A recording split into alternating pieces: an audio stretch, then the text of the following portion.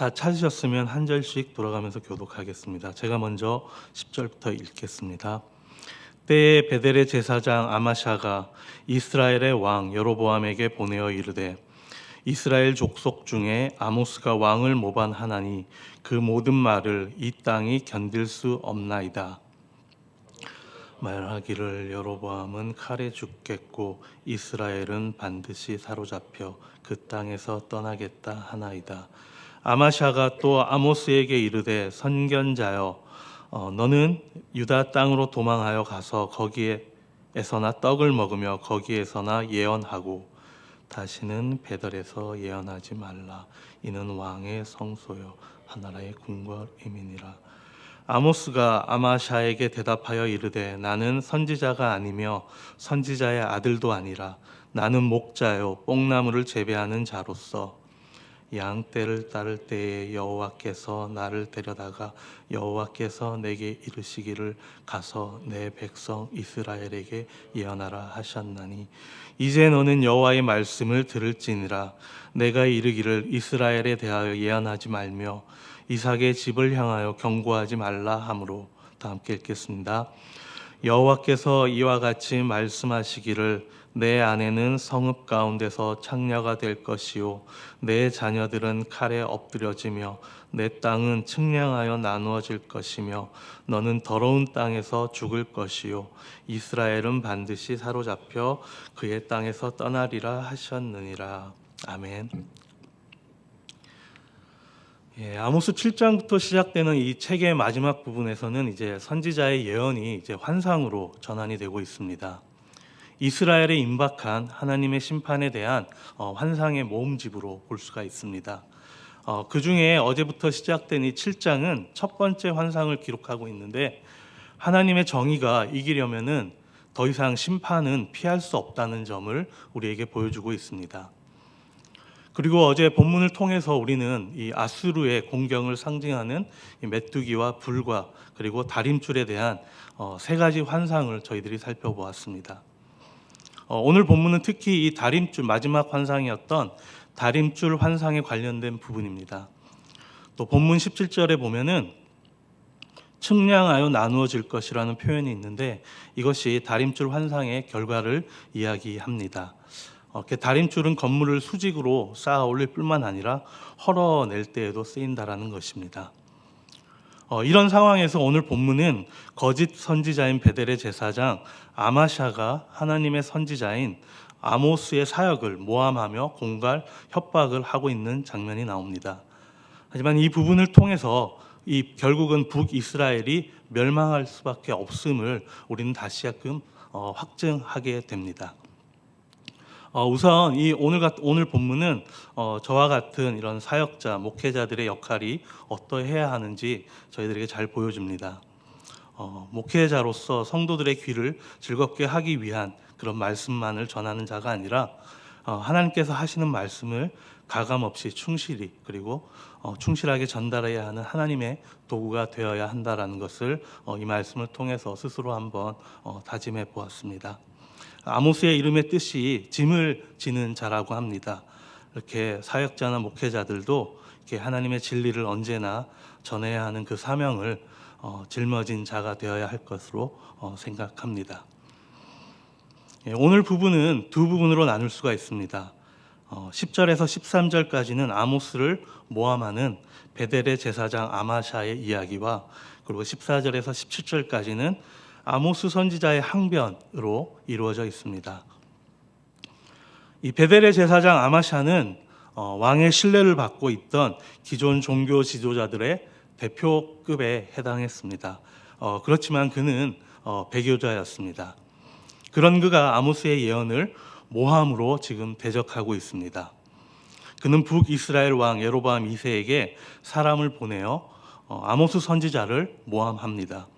아마샤는 아모스를 정치적 반란군으로 묘사하면서 아모스가 여로보암 왕을 모반, 배신하며 살인하려 한다라고 주장을 합니다. 당시 북이스라엘은 왕조들의 반란이 빈번했기 때문에 이 아마샤는 이 아모스의 메시지를 정치적 위협으로 이렇게 둔갑시켰고 그렇게 몰아갔었습니다. 더 나아가 아마샤 제사장은 이 땅이, 이 나라가 아모스 선지자의 말을 견딜 수 없다, 즉 참을 수 없다라고까지 말을 합니다. 이는 북이스라엘의 죄악으로 인해 괴로워하시는 하나님의 마음과는 완전히 멀어진, 그리고 전혀 상관없는 상태가 되었다라는 것을 보여주는 것입니다.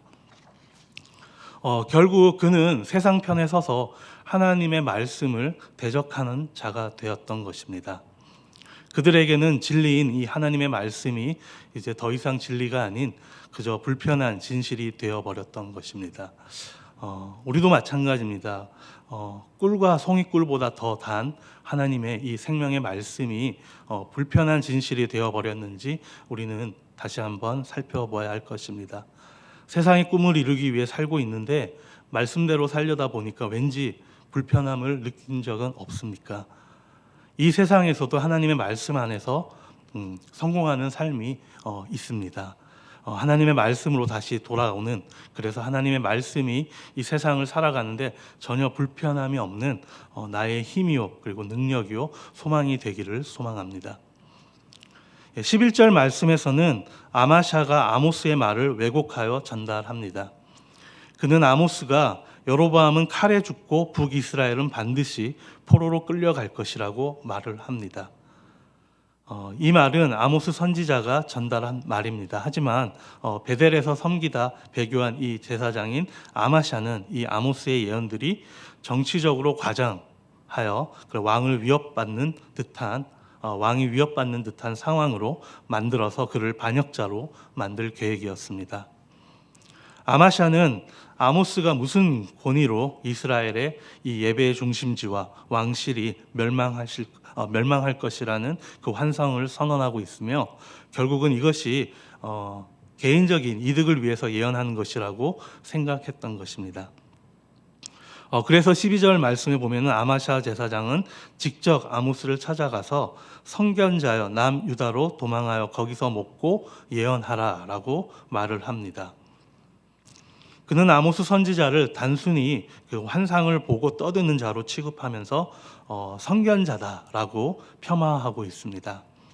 그리고 북이스라엘에서 예언을 하며 돈을 벌지 말고 남유다에서 돈을 벌어가며 예언하라고 비아냥거리면서 말을 했던 것입니다. 이 당시에 일부 선지자들이 돈을 받고 예언하는 경우가 있었기에 아마샤는 이 아모스를 그런 사람으로 취급하고 몰아갔던 것입니다. 그리고 13절에서는 아마샤는 다시 베델에서 예언하지 말라라고 선언하며 베델이 왕의 성소요 나라의 궁궐이라고 강조합니다. 앞절에서 보았듯이 아모스를 돈을 받고 예언하는 자로 취급하는데 더 놀라운 것은 베델을 왕의 성소요 나라의 궁궐이라고 이야기합니다. 우리가 잘 알다시피 이 베델은 원래 하나님의 집이라는 이름으로 불렸던 거룩한 장소였습니다. 창세기에서 야곱이 그 형인 에서를 피해 도망가다가 하나님을 만난 장소였습니다. 야곱은 이곳에서 하나님의 임재를 경험하고 그리고 서원을 통해 하나님과 언약을 맺었던 곳입니다. 그러나 이 여로보암 1세는 북이스라엘 백성들이 예루살렘 성전으로 내려가는 것을 막기 위해서 이 베델과 단에 금송아지를 세우고 대체 제사 장소로 삼았던 것입니다. 이후 베델은 왕의 성소로 불릴 만큼 북이스라엘의 정치적 종교 중심지가 되었지만은 본래 영적 의미는 상실되게 되었고 거짓 예배와 우상 숭배의 중심지가 되었습니다. 아마샤는 자신들이 이스라엘 왕 대신 하나님을 배신한 것에 대해서는 전혀 관심이 없고 여로보암 왕의 심기를 건드리는 일에만 촉각이 곤두서 있었던 것입니다. 왜인가요? 바로 왕이 바뀌었기 때문입니다. 같은 공간에 서로 섬기는 왕이 달랐던 것입니다. 하나님이 계신 곳, 작게는 나 자신이 이렇게 작은 베델이 될 수가 있을 것입니다. 하나님의 임재를 경험한 저와 여러분들이 시간이 지나면서 어떻게 또 형식적인 그런 신앙에 빠지게 되고, 그리고 하나님의 뜻보다는 이런 세속적인 목표에 집중하게 된다면은 우리 자신도 이렇게 아모스의 베델이 아닌 이 아마샤의 베델이 될 것입니다. 그리고 또 우리 교회와 신앙 공동체도 마찬가지일 것입니다. 항상 예배의 본질과 말씀 중심의 신앙을 유지하려는 노력이 우리에게는 필요합니다. 하나님의 뜻을 잃어버린 그런 공동체는 이 아마샤의 베델처럼 심판의 대상이 될 수밖에 없습니다. 이렇게 베델은 더 이상 하나님의 집이 아닌 하나님의 심판이 임할 곳이 되었습니다. 우리의 베델이 하나님께 돌아가지 않는다면은 우리 또한 동일한 운명을 맞이할 수밖에 없을 것입니다. 오늘 본문 두 번째는 아모스의 항변입니다. 14절과 15절 말씀에서는 아모스 선지자의 직분에 대해서 이야기를 하고 있습니다. 아모스에 대해 알려진 유일한 정보이기도 합니다. 그는 하나님의 소명에 의해 움직이는 자였습니다. 첫 번째 말씀이 나는 선지자가 아니며 라고 이야기하고 있습니다. 이것은 개인의 능력에 근거한 것이 아니었음을 말하고 있는 것입니다. 그리고 선지자의 아들도 아니요 라고 말하는데, 이것 또한 개인적인 선택이나 단순히 종교적인 혈통에 근거한 것이 아님을 이야기하고 있는 것입니다. 그러면서 자신은 목자요 뽕나무를 재배하는 자라고 이야기하고 있습니다. 이것은 또한 인간의 이전 직업에 근거한 것도 아님을 분명히 이야기하고 있습니다. 그리고 이어서 양떼를 따를 때에 여호와께서 나를 데려다가 여호와께서 내게 이르시기를 가서 내 백성 이스라엘에게 예언하라 하셨나니 라고 이야기를 합니다.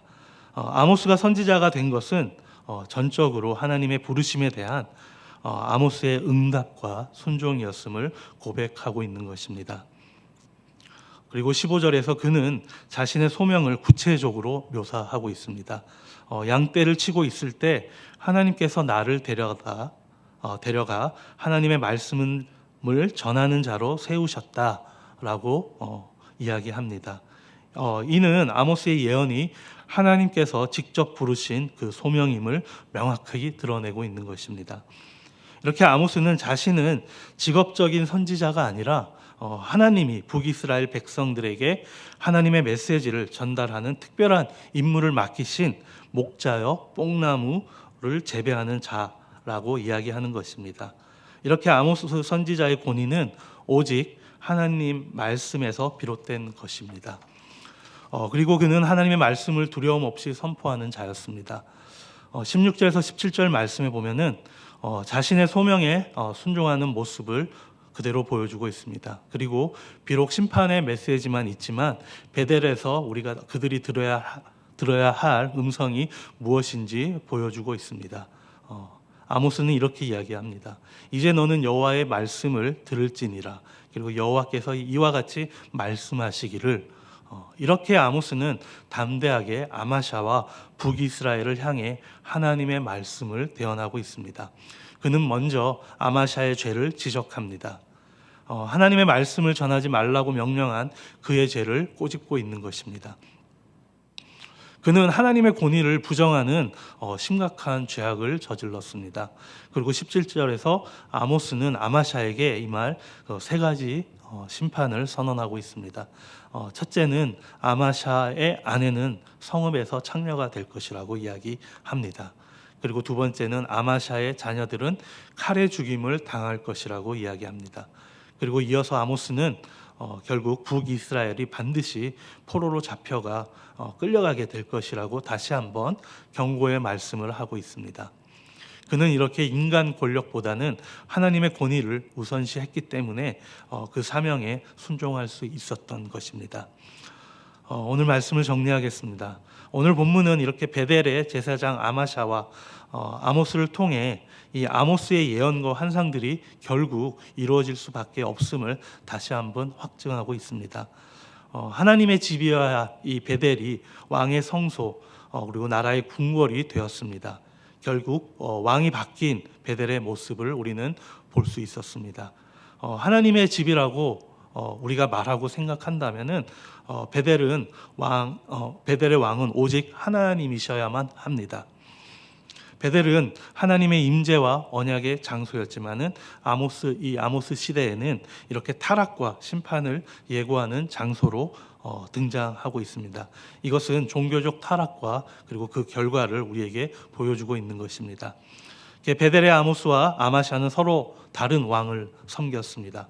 동일한 곳에서 하나님 앞에서의 삶과 그리고 세상 앞에서의 타협을 대조적으로 우리에게 보여주고 있습니다. 우리는 누구를 주인으로 왕으로 섬기는가에 따라 이렇게 이 베델은 하나님의 장소가 될 수 있고, 또 반대로 왕의 장소 그리고 세상의 장소로 변질될 수 있는 것입니다. 이렇게 아모스처럼 하나님의 말씀을 중심으로 살아갈 때 우리는 진정으로 우리의 왕 대신 하나님의 백성으로서의 빛과 소금의 역할을 감당할 수 있을 것입니다. 그렇기 때문에 그렇게 할 때 우리가 머무는 그곳이 하나님의 장소 곧 베델이 될 수 있을 것입니다. 오늘 우리의 신앙이 세상의 타협에 물들지 않고 그리고 하나님의 말씀에 뿌리를 내리는 참된 신앙이 되기를 주의 이름으로 축복합니다. 다 함께 기도하시겠습니다. 하나님 아버지 감사합니다. 오늘 이 아모스 선지자를 통해 주신 말씀을 붙들고 그리고 세상이 하나님의 말씀을 대적하고 왜곡할지라도 우리가 흔들리지 않고 말씀 위에 굳건히 설 수 있기를 이 말씀을 통해서 다시 한번 확증하게 해주심에 감사합니다. 성령의 능력으로 복음의 증인으로 살아가게 하시고 우리의 삶을 통해 하나님의 능력이 권능이 그리고 영광이 드러나게 하옵소서. 아모스처럼 담대하게 하나님의 말씀을 전하며 진리의 빛을 세상에 비치는 도구로 세상에 살아갈 수 있는 오늘 하루가 될 수 있도록 주님 인도하여 주시옵소서. 살아계신 예수 그리스도의 이름으로 기도드립니다. 아멘. 저희들 한 가지 가지고 함께 기도